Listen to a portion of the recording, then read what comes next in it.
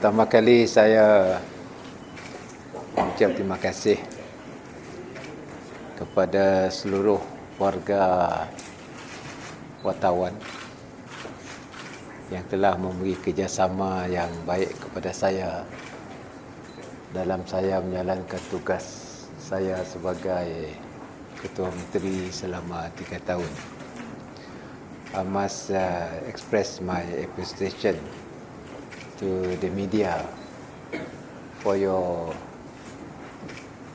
good cooperation extended to me since I assumed the duty as Chief Minister for the past 3 years. Of course, along the way, there are areas that are grey. Perhaps there is no sort of understanding. We don't understand issues that are being discussed by the public.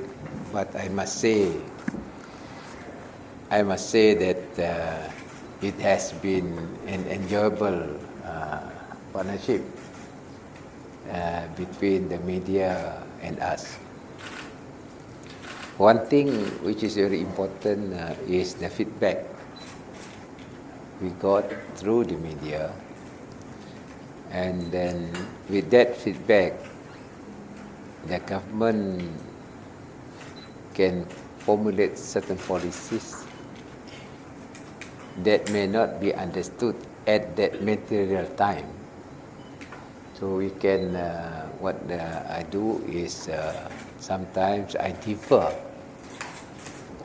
certain policies until people really can understand.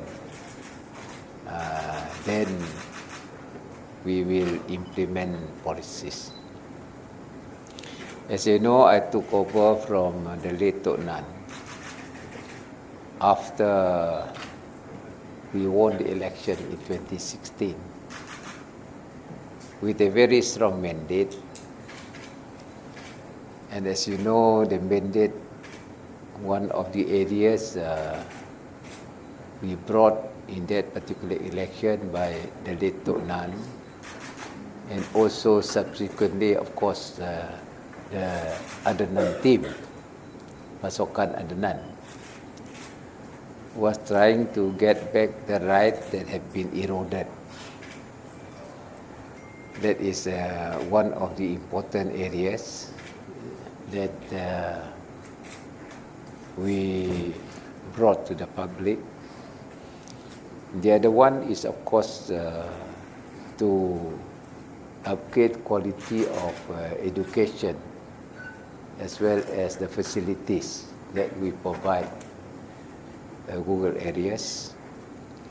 Number 3 is to help people who are in need, particularly in rural areas. I still remember the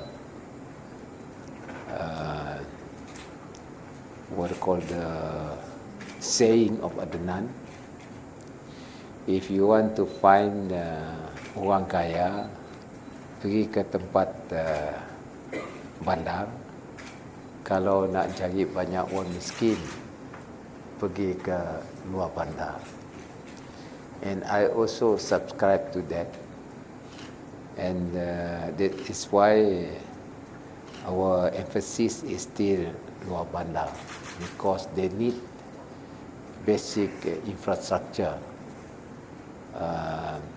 provision of water supply as well as electricity. And the other area that we put in our manifesto is to give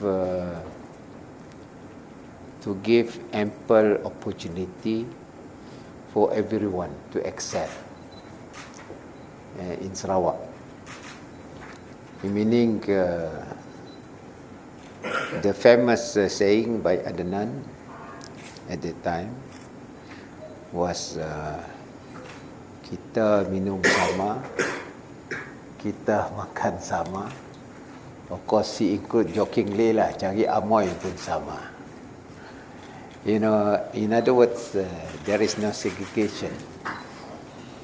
So when I took over from the late Adnan after 7 months, we won the election. Myself and my colleagues continue with what has been initiated by the late Adnan. Of course, along the way, there are a few adjustments that have to be made, particularly in terms of the way forward towards establishing modern and developed Sarawak by the year 2030. So along the way, I have set up various strategic initiatives. Number one is, of course, we took over Bakun. When we took over Bakun from the federal government,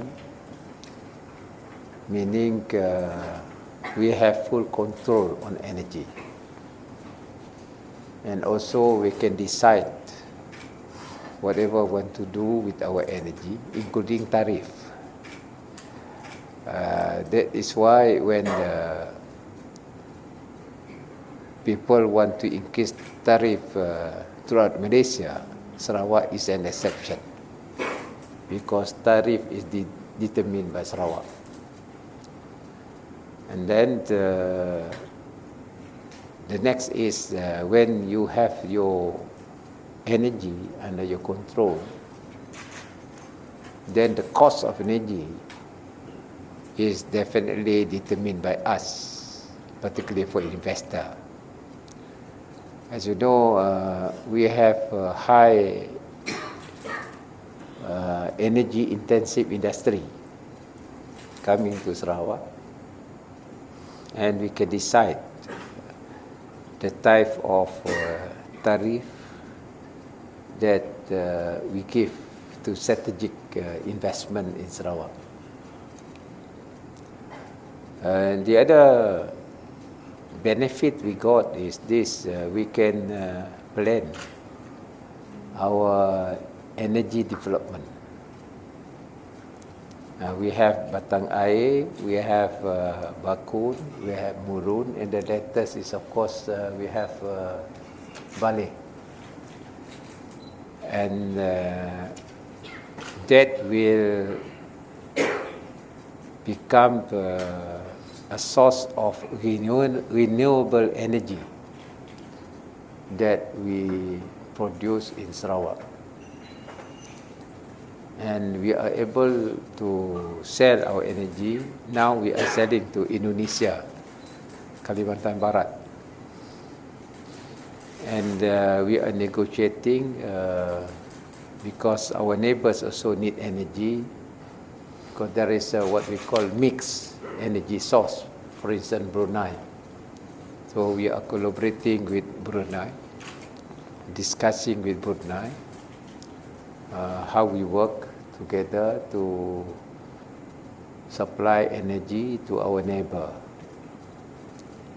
Of course, we are also looking into the possibility of helping our friend in Sabah for energy supply. This is being negotiated. So in other words, we have taken completely energy under Sarawak, and that's what I did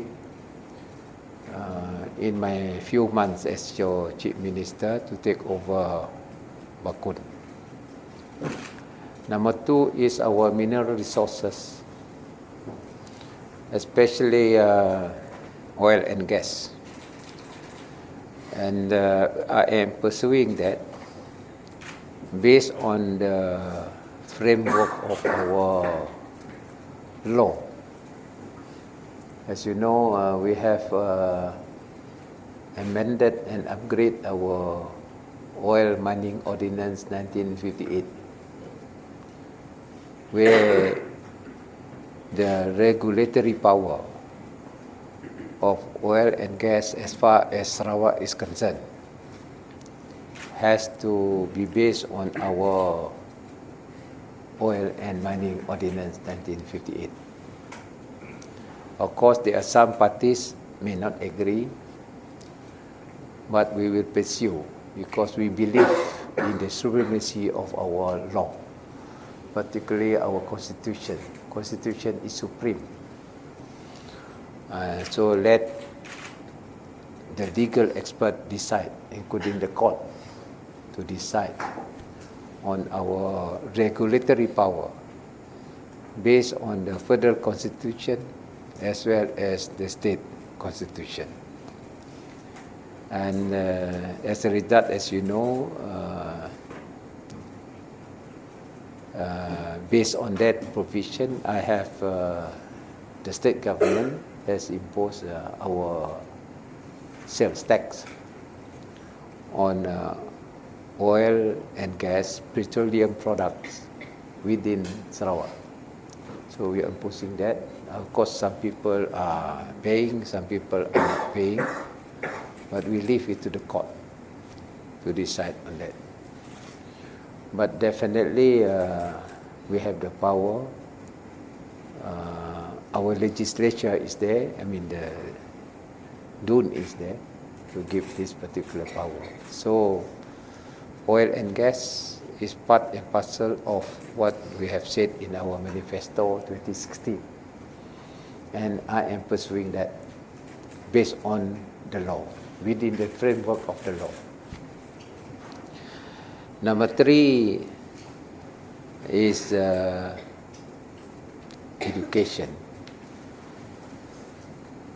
Before that, as you know, I also formed our state petroleum company called Petros. And that is a vehicle for us to participate in the upstream and downstream activities of our oil and gas. Number 3 is education. We have revised our premium paid by the timber to Yayasan Sarawak. And then we are able, with that additional income, to increase the number of loan and scholarship to our students. Now we are increasing the number of students to UDIMAS to pursue medicine. And also on other selective discipline, particularly in our preparation for 4.0, something to do with cyber, particularly cyber analytics, and also courses on programming as well as designing, which is relevant to digital discipline. Besides that, as you know, we are paying in advance our federal loan, 1 billion. We have paid 350 million last year, and this year the balance of 650 million payment in advance to facilitate the construction and repair of our dilapidated school. And that has been in our manifesto. Adnan mentioned Sekolah Rempek. That is the key, the word he used, Sekolah Rempek. And we continue with that by helping the federal government. Of course, we say we pay you in advance, but the money must be used to repair our dilapidated school in the rural areas. Is 1 billion. That must be spent last year and this year. At least we are able to improve the condition of our rural schools. And at the same time, the state government is also building new schools. And this is under JKR. but the money is provided by the state government. Building sekolah yang teruk lah. We cannot wait for federal, but we have to do on our own. And also we want to connect electricity power supply to the school from our main grid. Jadi the school cannot rely on diesel fuel. At least they can be connected to our main grid. And we have provided a sum of 50 million from the state fund to connect all these schools as recommended by the education department. They recommend, and then we just connect to the main grid. Then they don't depend on diesel as a power. And with that sort of environment, at least we can improve the condition of our rural schools. And the other one is this, we are also setting up international schools, 5 international schools based on recognized international syllabus. So we have adopted the Cambridge syllabus to run our international schools. I hope that this international school is meant for the best of the best, particularly students from not well-to-do family. They cannot afford to send their children to international school, but they got the potential. So these students can be placed in this international school. It is going to be residential school, and it's meant for every races, as long as they are qualified to enter the school. And we hope that this school is one of the schools that can fit to reputed university in the world. And we have made arrangement, and that Cambridge University will give us 2 places every year. And then the London School of Economics will also provide us 2 places every year. And now we are still negotiating with Stanford University, US, also to provide places for our students. But first of all, the student must be eligible to be admitted. If the standard is not there, the university won't accept. But if the standard is there, they are eligible. Of course, we are going to select the right discipline for the future. Then our student will be financed by Yayasan Sarawak to go to this school. Besides, of course, our normal where we send students to local universities. But sometimes we need also to send students, the best of the best, to certain reputed university that is more innovative in nature. As you know, the IT worldwide, a lot of experts are coming from Stanford. China is also sending to Stanford. So I think we have our students who are eligible. We also send to this university that will protect us in order to produce the right manpower for the future of our country, especially 4.0. That is education. Now, having said that, we have to upgrade also our ecosystem towards digital economy. As you know, what I did the first year was to organize a digital seminar, the first IDEC, where we invited experts in digital economy, including the question of blockchain and also the modern technology. that is available for us to transform our economy. As you know, throughout the world now, technology is the key driver of development. And therefore, what I did was the first year, we explored that possibility, and we have invited experts and they share their views on digital transformation. As a result, we set up our Sarawak Multimedia Authority SMA. And this authority, SMA, is a regulatory authority that will engage with our public as well as private sector, and also as a vehicle to upgrade our digital infrastructure. As you know, we are building our towers, and we are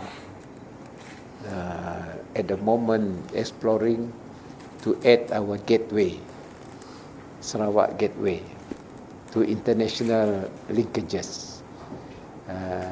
As you know, we are working with Brunei, with DST Brunei, working with Brunei because Brunei got the gateway that goes direct to Hong Kong, and from Hong Kong to the international cable. And we are doing that, and to increase, at least we must have 2 gateways, and that will allow communication with certain speed between us and the world. As you know, internally, we are upgrading our speed, and our target is by the year 2025, our connectivity is based on 5G. With that, we are working with Huawei, and lately, Sentex, we are working together with Aeon Reality, an international company that is expert in VR and AR, that is virtual reality and augmented reality. And that is the way forward for us in our digitalization program, to turn our economy into digital economy.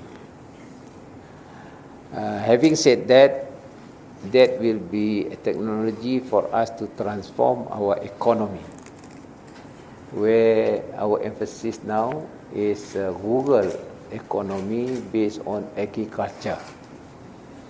Agriculture has to be transformed, and we have to use and apply technology in our agricultural transformation that is based on IoT. And as you know,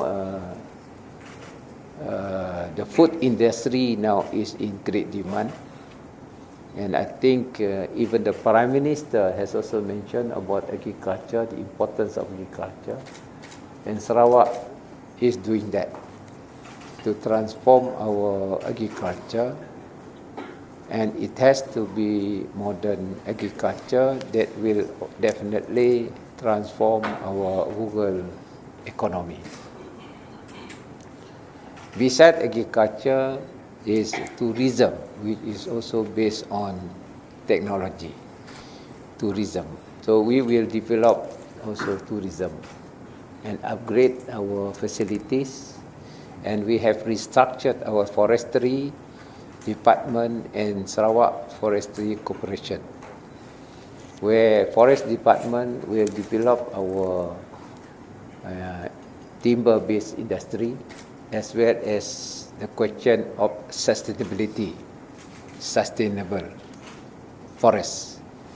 And then the SFC will look after our national park and wildlife. This is part and parcel of our asset management, government asset management, that will give value to our tourism industry. And the last, which is important, is also to maintain the unity of our people, Sarawakian, irrespective of race, and their racial background. And we have formed Unit 4 that will allow us to give assistance to non-Islamic organizations, where we believe, I believe, once you have a moral discipline, then we will be strong. And moral discipline is based on our belief in all religions. All religions say you must be good.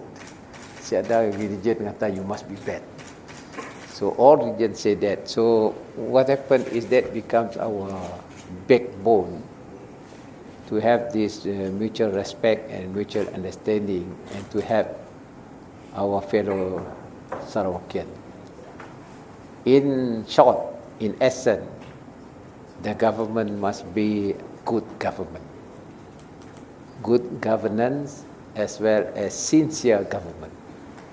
That really meet the aspiration of our people. For the last 3 years, I have done my very best what Sarawak should do, and to lay the basic foundation for a modern Sarawak within the era of digital economy. And hopefully the training we give by the year 2030, we can achieve our target. What is important is political stability, as well as understanding of people of various races, and together we build our beloved state of Sarawak. Jadi saya mengambil kesempatan ini untuk mengucapkan terima kasih kepada pihak media di atas kerjasama yang telah diberi, dan saya percaya bahawa ini akan terus berjalan dengan baik demi untuk kepentingan kita bersama, khasnya untuk negeri Sarawak dan juga negara Malaysia. Kerana kita juga berkendakkan negara Malaysia ini sebagai negara yang kuat. Dan kalau ada persefahaman di antara kita, dan kita menghormati hak-hak kita sendiri dalam konteks negara, saya rasa kalau Sarawak kuat, Malaysia juga akan kuat.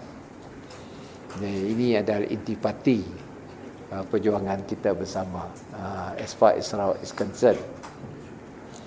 Because I take note the comment made by Standard and Poor. When Standard and Poor says Sarawak's economy is in good health, A- rating, and they commented it's better than the whole country, but it can be pulled down if Malaysia's economy is bad. So that was the comment by S&P, and therefore I hope that Malaysia economy is also good, and Sarawak economy will be also in that position, maybe better for the future. Jadi saya ucap terima kasihlah di atas kehadiran rakan-rakan sekalian.